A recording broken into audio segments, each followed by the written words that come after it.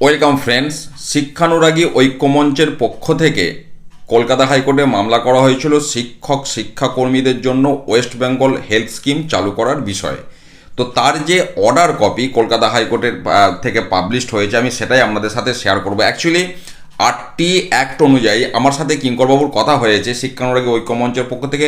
উনি যে বিষয়টি জানিয়েছেন, 8টি অ্যাক্ট অনুযায়ী হেলথের বিষয়ে অনেক বিষয় আছে, যার মধ্যে এখানে গুরুত্বপূর্ণ হচ্ছে হেলথের বিষয়ে শিক্ষক শিক্ষিকাদের মধ্যে ডিসক্রিমিনেশন করা যাবে না। অর্থাৎ সরকারি শিক্ষক শিক্ষিকাদের জন্য একরকম নিয়ম, গভর্নমেন্ট এডেড বা স্পন্সর্ড বিদ্যালয়ের শিক্ষক শিক্ষিকাদের জন্য একরকম নিয়ম, এই ডিসক্রিমিনেশন করা যাবে না।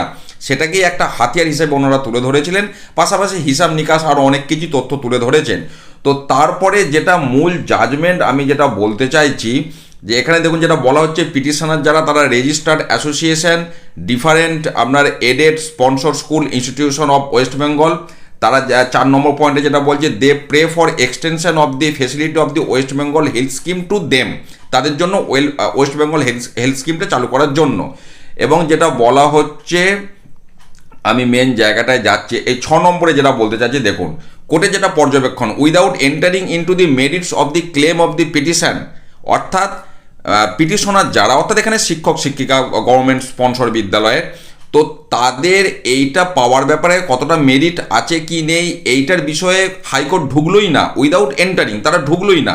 না ঢুকে কি বলছে, যে 5 নম্বর যারা রেসপন্ডেন্ট, অর্থাৎ principal secretary department of school education এবং কমিশনারকে ওনারা নির্দেশ দিচ্ছেন যে এই বিষয়টাকে খতিয়ে দেখতে, যে এটা ওনাদেরকে দেওয়া যাবে কি যাবে না, দেওয়া গেলেও তার পিছনে যুক্তি, দেওয়া না গেলেও তার পিছনে যুক্তি, এই সমস্ত বিষয়।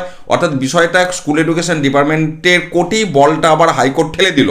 তারা সিদ্ধান্ত নেবে এবং সেই সিদ্ধান্তটা যতটা দ্রুত সম্ভব সেটাই নিতে হবে, কিন্তু ম্যাক্সিমাম 4 মাস সময় বেঁধে দিয়েছে। 4 মাসের মধ্যে কমিউনিকেট করতে হবে যে তারা কি সিদ্ধান্ত নিল না নিল, এটাই হচ্ছে মূল বক্তব্য। অর্থাৎ হাইকোর্ট সরাসরি কিন্তু এটার বিচারের মধ্যে ঢুকলো না এই মুহূর্তে। অন্তত তারা স্কুল এডুকেশন ডিপার্টমেন্টের কাছেই আবার বিষয়টি পাঠিয়ে দিয়েছে এটাকে বিচার করার জন্য, মূল্যায়ন করার জন্য, যে ওয়েস্ট বেঙ্গল হেলথ স্কিমটা স্পন্সর বিদ্যালয়ে বা এডেড বিদ্যালয়ের শিক্ষক শিক্ষিকারা পাবেন কিনা সেটা ওনাদেরকেই দেখতে বলা হয়েছে, এবং যুক্তি দিয়ে সেটা ব্যাখ্যা করতে হবে যে হ্যাঁ কেন আমরা দেব, আর না দিলে কেন দেব না। তো তারপর পরবর্তী ক্ষেত্রে আবার সিদ্ধান্ত হবে। আপাতত এই রিট পিটিশনটা খারিজ করে দেওয়া হয়েছে এইটা সিদ্ধান্ত নিয়ে। এবার যদি না দেয় সেক্ষেত্রে তখন আবার হয়তো নতুন করে মামলা হতে পারে, ওনারা যে যুক্তি দেবেন সেই যুক্তির পরিপ্রেক্ষিতে আবার মামলা হতে পারে। তো সেটা পরবর্তী ক্ষেত্রে, আপাতত ম্যাক্সিমাম 4 মাস সময় অপেক্ষা করতে হবে এই বিষয়ে কি হয় সেটার জন্য। ধন্যবাদ।